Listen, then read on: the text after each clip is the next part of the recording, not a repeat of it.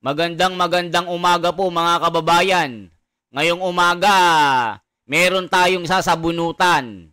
Isang kupal na kalbo na hindi ko alam kung kailan nagkatubo ang buhok nito. Ngayon po mga kababayan, bubuljakin natin kasama ni Maharlika na akala niya at akala ng kalbong ito, sila ang tama. Sabihin ba naman na ang Net25 ay isang bayarang media? Uy, ikaw kupal ka, nakalbo ka, kasama mo si Maharlika, makinig kayo, mga kupal kayo. Hindi nyo alam ang pinagsasasabi nyo. Sabihin nyo ba naman na ang Net25 ay isang bayaran? Uy, mga kupal kayo, magtigil kayo. Feeling nyo kayo yung tama. Lahat na mali. Kayo nang pakikinggan. Ikaw kupal ka na kalbo ka. Mga kababayan, makinig kayo. Bakit ako galit dito? Feeling nila sila ang tama. At sila na lang ang dapat pakinggan. Isipin nyo mga kababayan, sabihing bayaran ang Net25. Sayang daw ang isang Eden Santos. Dahil ang Net25 daw ay nababayaran dahil dito sa pagkamatay ni Tantoco na kasama ng asawa ng Pangulo dyan sa Amerika. Ngayon, itong kupal na kalbo na ito nagmagaling. Hindi mo yata napanood ng buo itong pinalabas ng saganang mamayan na mga reporter. Makinig ka muna. Ikaw na kalbo ka. Nagmamagaling ka, kasama mo si Maharlika na laging nang bubuljak, pero ngayon ako ang bubuljak sa inyo. O mga kababayan, pakinggan nyo muna ito bago ko ubusin ang buhok nito. Ito na po mga kababayan. Nanggigigil ako Ginigigil si The Wonder mga kababayan akala nila sila yung mga tama. At wala nang ibang pakikinggan, sila na lang. Hoy, makinig kayong dalawa. Maharlika, buljakera. At ikaw, Dean Chase, nakupal ka. Kainin nyo itong pangbubuljak ko sa inyo. Pakinggan muna natin mga kababayan. Nanggigigil ako sa kalbong ito. Eto po. Pasensya na, medyo masakit ang ulo ko kasi Clarissa, okay, may tanong ako. Clarissa, na pinsan ng isang Castro na kidnapper at saka Net25. Saan nyo nakuha yung mga documents na pinapakita nyo at pinapacirculate nyo online? Ha? Saan nyo nakuha yan? Mga jutang ginamis nyo. Saan nyo nakuha yan? Kasi parang sa tingin ko parang hindi nyo alam kung how to tell the difference between a real document and a fake document Di ba Malacanang kayo? Aren't you supposed to have like a corporate forensic team that's able to do that? Asan papuntang mga namin taxes? Wala kayong team na ganyan to tell the difference between a fake document and a real one? What about you, Net25? Di ba kayo? Major news outlet kayo. How are you able to tell the difference between a fake document or not if you don't have these kind of teams? Ha? Kaya nga nung nakita ko, Diyos ko, si Claire Castro, may pinakitang document. Sabi ko, ba't nang pinakita? Tangina naman. Ang bobobo. Obvious naman talaga. Fake yun. May nakita ba kayo? Tanong ko lang may nakita ba kayo sa wall ko na nag-post ako ng document ng mga ganon? Bakit attach yun sa name ko? Bakit tinatanong ako na, huy, fake yung document na pinaano mo, nilalabas mo. May nilabas ba ako na document na ganun? Pasensya na, pinost ko talaga muna kasi uminom ako ng Advil kasi sumakit talaga ulo ko. Okay, so itong gagawin natin. Sige, i-compare natin ang legitimacy ng documents na meron ako versus sa mga documents na pinapa-circulate nila online nitong si Tanim Fake Documents, Claire Castro, Malacanang. At saka itong Signet 25. Okay, so let me get things ready for you guys. Magsasalita lang ako tapos i-ready ko lang ang mga documents ko dito. Okay, so sa mga di nakakaalam kasi, ang trabaho ko dito sa Amerika, nasa Legal and Fraud Department ako. So, dito tinatapon sa aking lahat mga documents for verification and forensic verification as well. Naaamoy ko kung anong document na peke at saka totoo. Unang glance ko lang sa document na tinitingnan ko, malalaman ko na agad kung peke o hindi. Okay? So, eto na. For soft legal copies kasi, na natatanggap ko sa firm, this is how I check it if it's legit or not. So first of all, legal soft copy documents cannot be edited. Okay? Dito sa Amerika. It is right protected. It is impossible to edit right protected documents here. Legal right protected documents. So kahit anong gawin mo dyan, hindi mo yun may edit kasi nga naka-right protect. So like this one. Eto. Ha? Asan na yun? Papakita ko. Step. Eto. Okay. Try natin ha. Ito kasi mangyayari pag i-try mong i-edit ang documents na legal dito sa Amerika, naka-right protect. Okay, sige. O, ito. Edit. Ano to ha? Legit to na document to ha. Okay, sige. Papakita ko lang sa inyo. O yan, seal na. So, i-edit natin. Tingnan nyo kung anong mangyayari kung i-edit natin. O yan, may lumabas na pop-up. O, ito. Naka-right protect yan. Hindi mo yan ma-edit. Okay? Sige, balik natin. Ina. Reset. Ang ulo ko. Now, knowing, makakahanap talaga ng paraan ng mga tao to commit fraud, di ba? Kahit naka-right protect yan, what you would need to check, or the second thing that you would need to do, is to check the watermark, or the magic watermark. Now, what is a magic watermark? Clarissa, na pinsan ng isang Castro na kidnapper, paki-google na lang, okay? Napaka-basic niyan sa corporate forensics, tang-ina. Bobo. Asa na nga yun? Now, pag may nakita kayong magic watermark, ang document, what you would need to do is that you would need to print it out. Now, if the document doesn't have the magic watermark, okay, it means that the soft legal copy is legit. It is real. Okay? Now, what am I talking about? Papakita ko sa inyo. Asan yung tutang ina? Okay, ito na. Ito magic watermark ha. Okay. So this is the magic watermark. This is only visible in soft legal copy documents. Okay? Ayan, yan ang watermark. Sa documents nyo, may mga watermark ba? May nakita ba kayo, Net25 at Malacanang, may magic watermark ba? Di ba wala? Okay, that only tells one thing. Kaya nga tinatawag siyang magic watermark, it's because if you're going to print out a legal soft copy, it will disappear. That's one way of telling if it's legit or not. Pag i-print mo, walang watermark, it means that the soft copy that you have is legal and binding. Okay? Like this one, this is what I did. Nakita nyo yung watermark kanina. So this is the sample of the printout. It doesn't have the watermark. Do you see that? Walang watermark, di ba? It means that it's real. It's only visible in the soft copy. Bobo. Ayan, galit na ang kalbo, mga kababayan. Kita nyo po, hindi mo kasi pinanood itong Net25. Ikaw ang bobo, ikaw ang tanga. Sarap mong kalbuhin. Tignan mo, balbas mo na lang ang may buhok. Kala mo magaling ka. Akala mo ikaw na lang ang pwedeng pakinggan.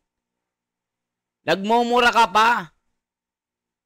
Itong lokong ito, Akala mo magaling kasama ni Maharlikang Buljakera. Ngayon akong bubuljak sa inyo. Di ba mga kababayan, hindi nanonood ito eh. Panoorin mo kasi ng mabuo yung report. Di ba? Okay lang na banatan mo si si Auntie Claire eh. Alam ko fake news yan si Auntie Claire. Pero wag mong sasabihan na bayaran ng Net25. Di mo alam ang daming correspondent sa Amerika ang Net25. Questionin mo yung mga pulis doon. Questionin mo sila. 'Di ba? Ba't yun ang naibigay sa Net25? Mas magaling ka sa Net25. Itong kalbong ito. Ang sarap bunutan ng isang buhok eh. Gigigil ako eh. Akala mo kung sinong magaling eh. Cloud chaser talaga ito eh. Akala mo sikat na. Sikat ka. Ginigigil mo si The Wonder. Akala mo kung sino ka. Kailan ka lang lumitaw. Sasabihin mo DDS ka. Ikaw yata ang tanim na nagkukunwaring supporter ni Tatay Digong eh. Kayo yung mga yung mga feelingero. Kayo yung mga akala mo kayo na yung tama. Hindi na pwedeng pakinggan ang iba. Sarap mong bunutan ng tatlong buhok na magkakatabi eh. O, di ba mga kababayan, ay feeling matalino, feeling magaling. O, ang Net25, buong mundo yan. Ang daming correspondent sa Amerika. Kahit sang lupalop, meron yan. Tapos mumurahin mo pa. Sasabihin mo bayaran. Itong kalbong ito, ang kinis ng ulo mo. Ginigigil ako mga kababayan, mga ka-wonders. Nanggigigil ako eh. Ang kislap ng ulo mo eh. Tapos, saan na yun? So naturally, pag na-print mo, tapos sumama yung watermark, it means that the soft copy that you have is fake. Kasi sumama ang watermark. Okay? Now, you would need to also check if the watermark is intact. Okay? Na katulad nito. Kasi if it's not intact, it means that they have found a way to break the right protect, of course, and had tampered the document. So every time you type a letter on a document that has a magic watermark, it degrades the watermark like this one. I'm gonna show you, okay? Ang bobobo. O mga kababayan, feeling matalino at feeling henyo ito ah. Anak ka ba ni Jose Rizal? Di ba mga kababayan? O mamaya panoorin natin ang report ng Net25. Paano mabuljak itong kalbo na ito? Nanindigan ang Net25 na original copy ang nakuha nila. Itong kalbong ito. Sarap mong gupitan na. Kakagigil mga kababayan eh. Oh, sige, tuloy natin. Mamaya kita babakbakan. Kayo ni Maharlikang Buljakera. Kala nyo kayo lang ang pwedeng pakinggan eh. Kupal ba kayo? Ang kukupal nyo ah. Okay, eto, galing to sa Net25. O, eto na. Ayan, Net25 yan ah. Galing yan sa inyo. May watermark ba? Di ba wala? Meron siya, pero it's heavily degraded.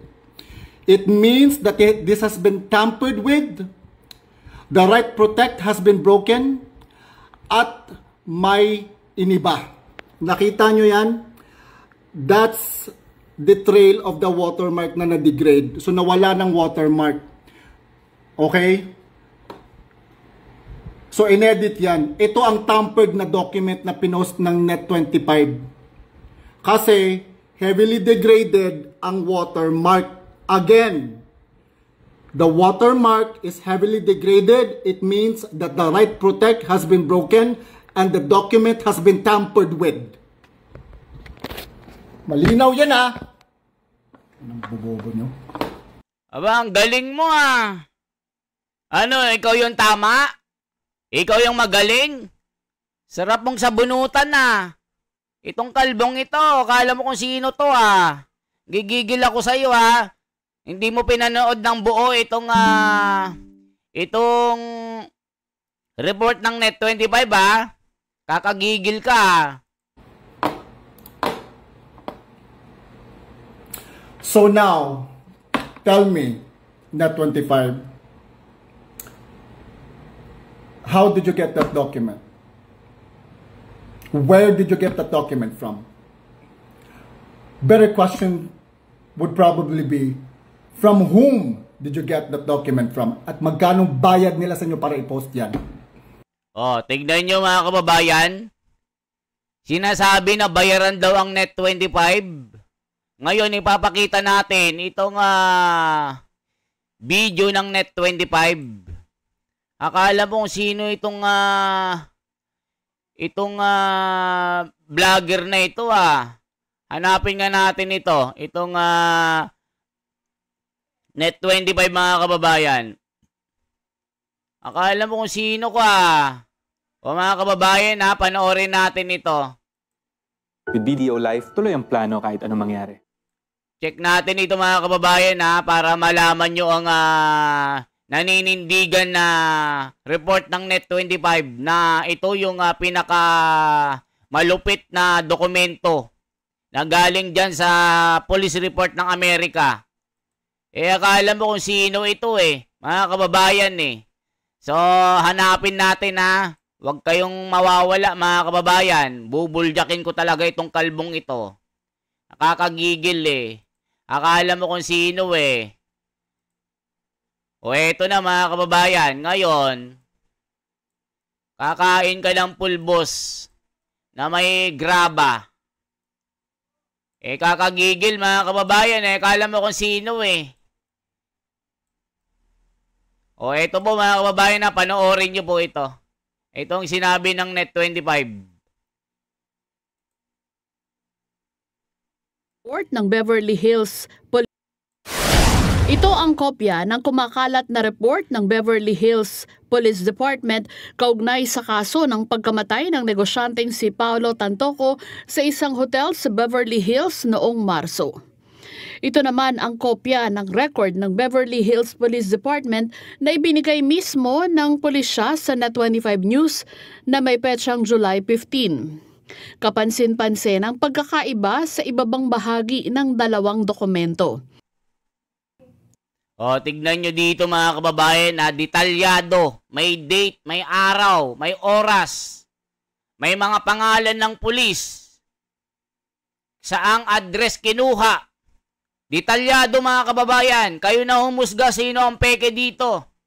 Mga kababayan. At sasabihin ng Net25, bakit hindi pwedeng magbigay ng complete na dokumento itong mga pulis na ito? May sasabihin dito kung di ako nagkakamali mga kababayan. Ituloy pa natin.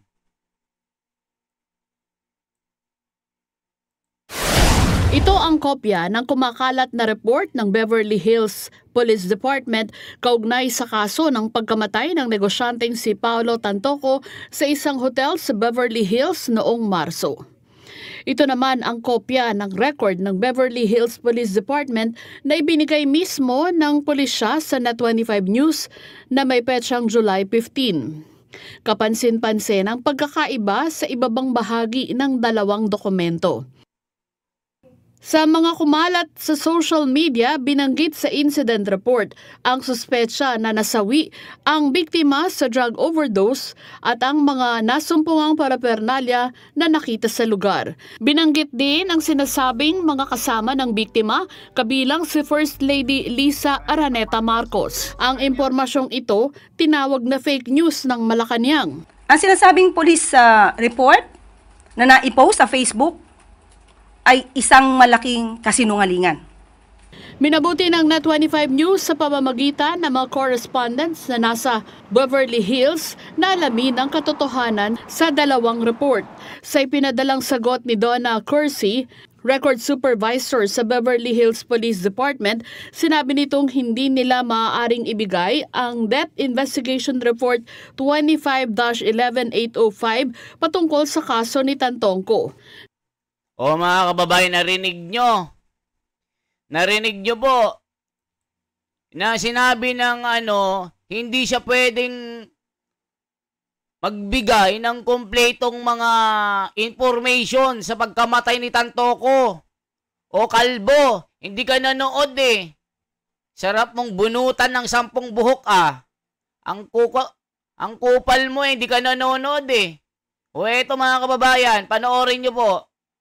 Sa halip, ipinadala nito ang PRA Incident Letter 2025-SDP-0460 na naglalaman ng halos kaparehong detalye, ngunit wala ang bahagi ng tumutukoy sa cause of death at maging ang mga individual na inimbestigahan patungkol sa issue. Sa muling pakikipag-ugnayan ng Net25 News sa Police Department, sinabi ni Beverly Hills Police Department Detective Chris Coulter na hindi sa kanila nanggaling ang nakabilog na bahagi ng paragraph at lumalabas na ito ay tampered o pinakialaman. Weng de la Fuente para sa Mata ng Agila, matatag, matapang, matapat. O mga kababayan, ano pong masasabi nyo dito? Kayo na ang humusga dito mga kababayan na sino ang nagsasabi ng totoo. Itong kalbo na ito, na hindi mo alam kung saan galing ito. Mga kababayan, sasabihin mo na magkano ang bayad ng magkano ang binayad sa Net25. Oy, mahiya-hiya ka. Ang Net25 ang pinakamatapang, pinagkakatiwalaan na mainstream na news outlet sa buong mundo. Ibahin mo ang Net25. Ikaw kalbo ka. Ano, ikaw yung magaling? Buti nga ang Net25 detalyado. Ikaw yan lang pinapakita mo, computer lang. Ito mismo, pinuntahan mismo yung Beverly Hills. Ikaw, nagkukunwari ka lang na taga-legal ka. Legal na sinasabi mo. Patunayan mo yan. Magpakita ka ng ID mo. Oh. Di ba merong sinabi ang pulis daw na hindi maaaring magbigay ng kumpletong detalye? Nagbigay lang siya ng halos kapareho. Di ba? Sinabi lang naman ng Net25 na yung pagkakaiba ng peke at hindi. Kung hindi ka ba namang kalbo ka, kalbuhin pa kita eh. Kalbo ka na nga, kakalbuhin pa kita eh. Ipasabunot kita kay Maharlika eh. Ginigigil nyo akong dalawa. O sasabihin nyong bayaran. Baka yung iba bayaran. Pero ang Net25, ibahin nyo. Huwag nyong ginigigil si The Wonder. Mga kababayan, ang gigigil ako sa dalawang ito. Pati yung Maharlika na ang bunganga, ang baho-baho. Hindi ko alam kung talagang nagmamahal ito sa bayan eh. Kasi mga ka-feeling nila, sila na lang ang magagaling. Sila na lang ang dapat pakinggan. Huwag nang pakinggan yung iba. Sila na lang. Mga kababayan, hindi ko po inaano dito yung anong dahilan nung pagkamatay ni Tantoko. 'Di ba? Hindi natin alam kung itong kalbo na ito ay nagsasabi ng totoo. Maaaring totoo, maaaring hindi. Pero ang higit na pinaniniwalaan ng nakararami ay ang Net25. Huwag mong sasabihing bayaran. Diba, minumura niya ang Net25. Magkano binayad sa inyo? Gumagano nitong kalbong ito. Mga kababayan. Diba? Kung totoo ang sinasabi mo, lalabas at lalabas din ang katotohanan kung totoo. Kung mali, mali. Lalabas ang katotohanan kasi yung mga sikretong yan, kahit gaano pa kalalim ang pagkakabaon yan, uusok at uusok yan at babaho ng babaho. Hindi kita hinuhusgahan kung tama ang sinasabi mo. Biit kung tama. Pero huwag mong sasabihin na bayaran ang Net25. Nasasabihin mo, peke ang sinabi ng Net25. Hindi mo pinanood. Detalyado ang pagkaka-report ng Net25. May araw, may oras, may pangalan ng pulis. Ikaw, sabi-sabi na nagtatrabaho ka sa legal, ikaw yung forensic examiner. Yan ang trabaho mo. Isang tingin mo lang, isang amoy mo lang. Siyokle. Amoy na amoy ka na. 'Di ba?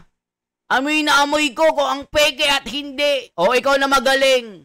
Kayo ni Maharlika. Kala nyo kayo lang magagaling eh. Mga sikat kayo. Papasikat. Kayo lang pakikinggan. Ginigigil nyo si The Wonder, mga kababayan o mga kapatid. Ginigigil ako eh. Pasensya na po kayo. Gusto kitang bilhan ng wig eh para magkabuhok ka eh. O mga kababayan, kayo na humusga. Sino ang mas credible? Itong kalbong ito? Si Maharlika na buljakera ng baho ng bunganga? O itong Net25? Mga kababayan, kayo ang humusga. Tapos paparatangan nyo na bayaran? Ipakita mo, ebidensya mo. Magpakita ka ng ebidensya na nabayaran ng Net25. Sasama ako sa'yo. Ipagtatanggol kita. Ako ang gawin mong bodyguard. Tagapayong sa ulo mong kalbo. Sige, ipakita mong ebidensya na nabayaran ng Net25. Sasama ako sa inyong dalawa ni Maharlika. Ipagtatanggol ko kayo. Kung karapat dapat kayong pakinggan. Pero wag nyong sasabihin na bayaran ng Net25. Ako ang kalaban nyo. Ako ang kakalbo sa inyong dalawa. Kahit wala ka ng buhok, kakalbuhin pa kita.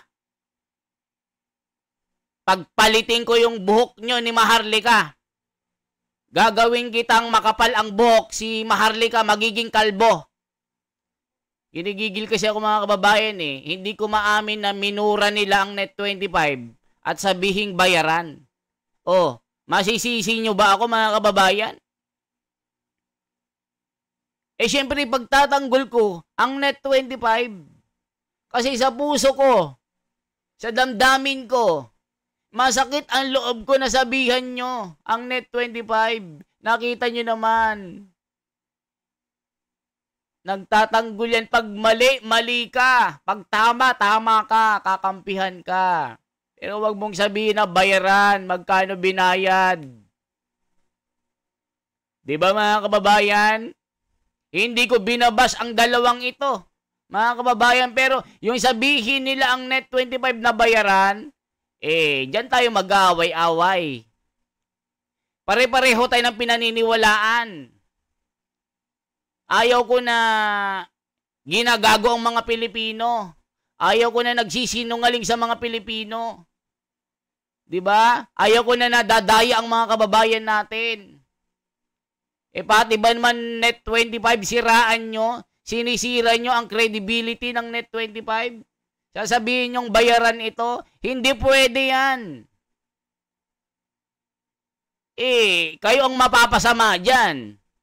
Nakita nyo naman, ang performance ng Net25, nandyan si Eden Santos, tas sasabihin nyo bayaran? Mga kupal ba kayong dalawa? Ginigigil nyo si The Wonder? O mga kababayan, kayo na po ang humusga. Dito sa kalbong ito, saan kayo papanig? Kay buljakera na maharlika na mabaho ang bunganga. At sa kalbong ito, na ni minsan hindi tinubuhan ng buhok, na hindi tinubuhan ng buhok ito. Kanino kayo maniniwala? Net25? Na detalyado mag-report? O eto, mga bunganga lang ginagamit? Saan kayo papanig? I-comment nyo po kung sino ang paniniwalaan nyo. Mga kababayan, pero hindi ko maamin na sasabihin yung bayaran ng Net25. Diyan tayo magtatalo. Diyan tayo magbabakbakan. Sinasabi ko sa inyong dalawa kayo. Diba mga kababayan? O salamat po sa inyong lahat. Mabuhay po. Salamat sa pagsuporta, pag-like, pag-share at pag-subscribe sa ating YouTube channel. Ako si The Wonder sa Philippines. Matapang. Mapagkakatiwalaan. Kung tama ka, kakampihan kita. Pero pagkakupal ka, kukupalin kita. Salamat po ng marami, mabuhay.